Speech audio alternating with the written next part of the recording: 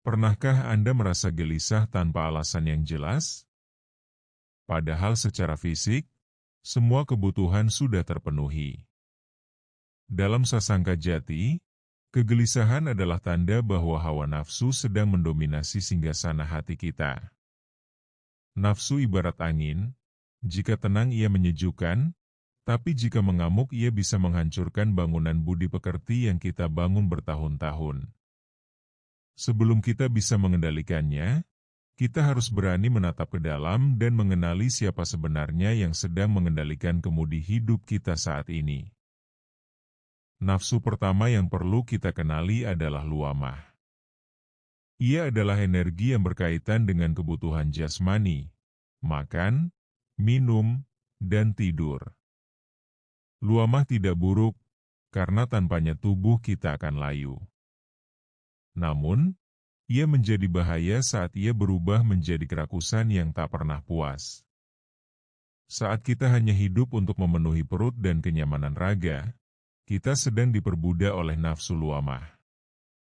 Kuncinya bukan mematikan keinginan, tapi belajar untuk berkata, "Cukup," sebelum ia melampaui batas. Amarah seringkali muncul dengan gagah, seolah-olah ia sedang membela keadilan.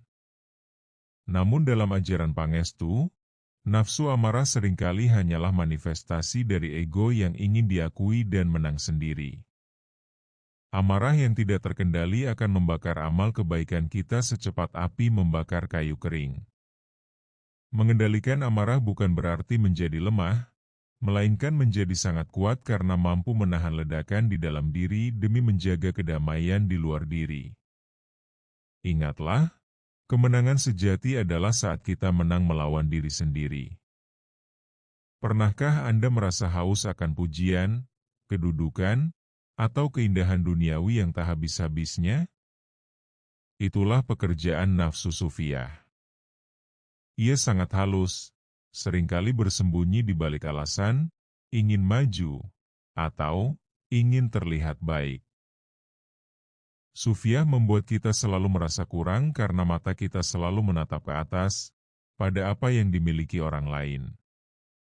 Sasangka Jati mengajarkan kita untuk waspada, agar keindahan dunia yang kita kejar tidak justru menjadi hijab atau penghalang antara kita dengan Sang Maha Pencipta. Di antara riuhnya nafsu, ada satu cahaya yang disebut nafsu mutmainah. Inilah nafsu yang condong pada kebajikan, kejujuran, dan ketenangan. Ia adalah dorongan yang membuat kita ingin berbagi, ingin memaafkan, dan ingin dekat dengan Tuhan. Namun jangan lengah, mutmainah pun harus dijaga agar tidak berubah menjadi rasa bangga akan amal ibadah. Biarkan mutmainah menjadi kendaraan kita untuk kembali pada kesucian, tanpa harus merasa lebih suci dari orang lain. Inilah rumah bagi jiwa yang tenang. Mungkin kita bertanya, haruskah kita membunuh nafsu-nafsu itu? Jawabannya, tidak. Dalam ajaran Pangestu, nafsu adalah kendaraan manusia untuk hidup di dunia. Tanpa luamah kita tak bertenaga, tanpa amarah kita tak punya ketegasan. Tugas kita bukan membinasakan mereka, melainkan mendudukan mereka di bawah kendali budi yang luhur. Bayangkan nafsu seperti kuda-kuda yang liar. Jika sang penunggangnya terampil, kuda itu akan membawanya sampai ke tujuan. Tapi jika penunggangnya lemah, kuda itulah yang akan menyeretnya ke jurang. Minggu ini kita telah membedah satu demi satu tamu yang menghuni hati kita. Luamah, amarah, sufiyah, dan mutmainah. Pertanyaannya sekarang, di tangan siapakah kemudi hidup Anda saat ini? Apakah kita sedang ditarik oleh keinginan, dibakar oleh emosi, atau sedang dituntun oleh ketenangan? Menyadari keberadaan mereka adalah setengah dari kemenangan.